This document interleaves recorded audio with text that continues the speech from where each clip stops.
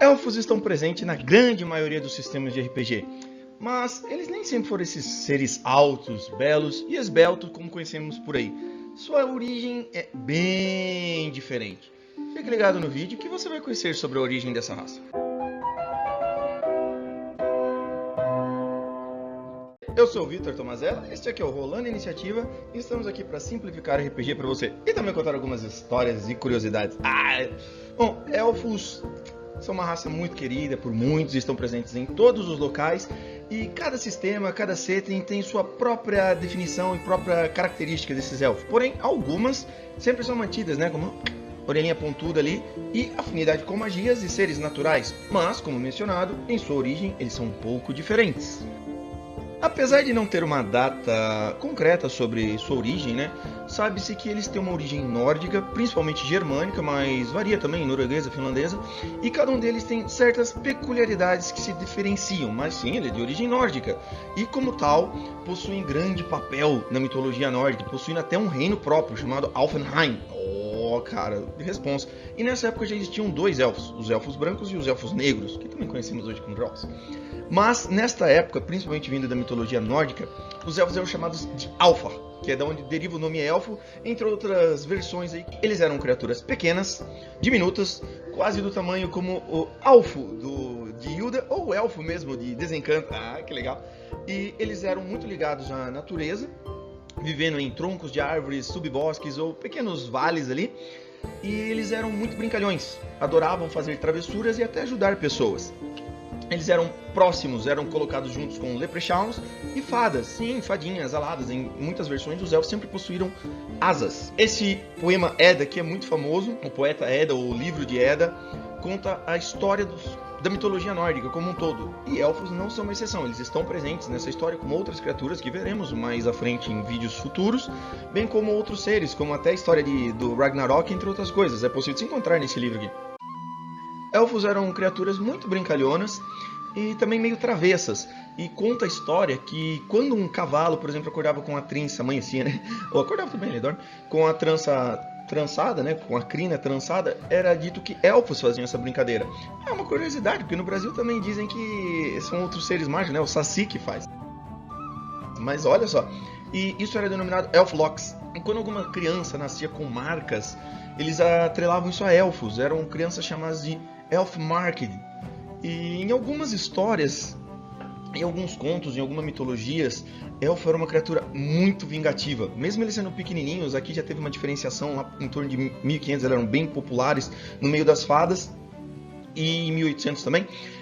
E eles eram criaturas vingativas, tanto que nesse livro aqui, Spirits, Fairies, Leprechauns and Goblins, de Carol Rose, ela explora bem essa parte dos elfos serem criaturas vingativas. Quando os seres humanos tomavam algumas ações que os prejudicavam, por exemplo, destruindo seus locais ou mesmo os enganando, eles roubavam comida, animais e até sequestravam crianças.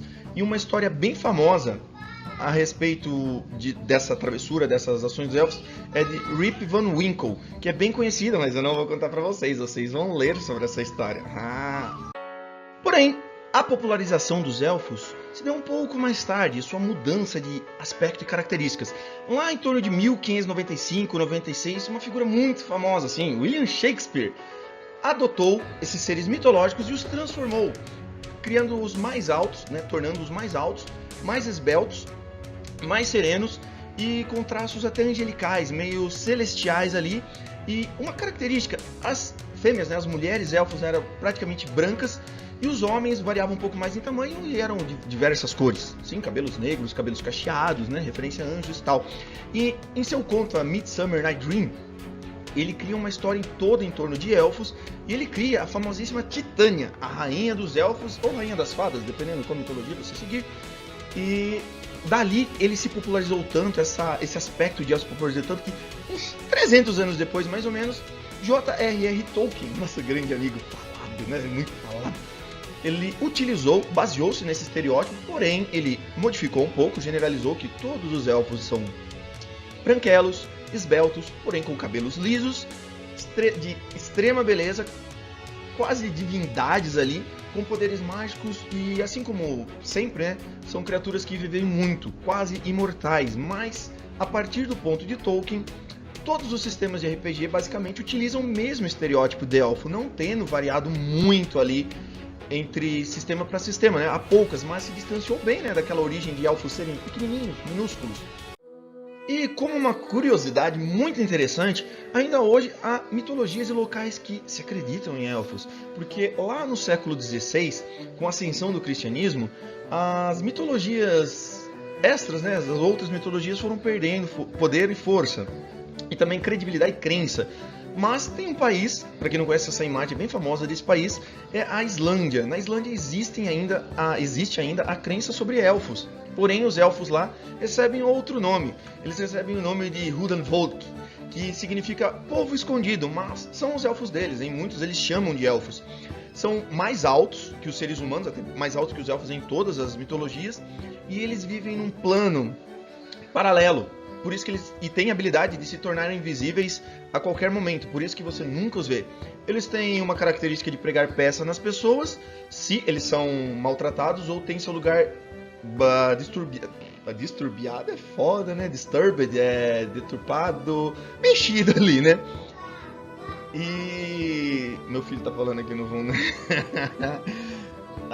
E eles vivem em rochas, rochedos e pedras grandes, tanto que em muitas construções de estradas, autovias que passaria por esses lugares, eles demoravam bastante tempo porque eles pensavam em maneiras de contornar, para não perturbar os elfos. Olha que legal, ainda existem e estão vivos essa crença. Curtiu esse vídeo de origem de elfos? Interessante, né? Aprendeu alguma coisa nova? Ah, legal, pesquisei bastante isso daí. Tem algum elfo aqui que você sentiu falta? Quantos elfos você acha que existem em sistemas de RPG? Cara, são muitos, existem até livros só sobre elfos. Sim, muito interessante, né? E se você gostou desse vídeo e está ansioso para os próximos vídeos de origens, se inscreve no nosso canal e liga o sininho, que assim que fizermos os vídeos, você vai receber de primeira mão e pode passar para os seus amigos. Muito obrigado, que os dados estejam com vocês e até a próxima sessão.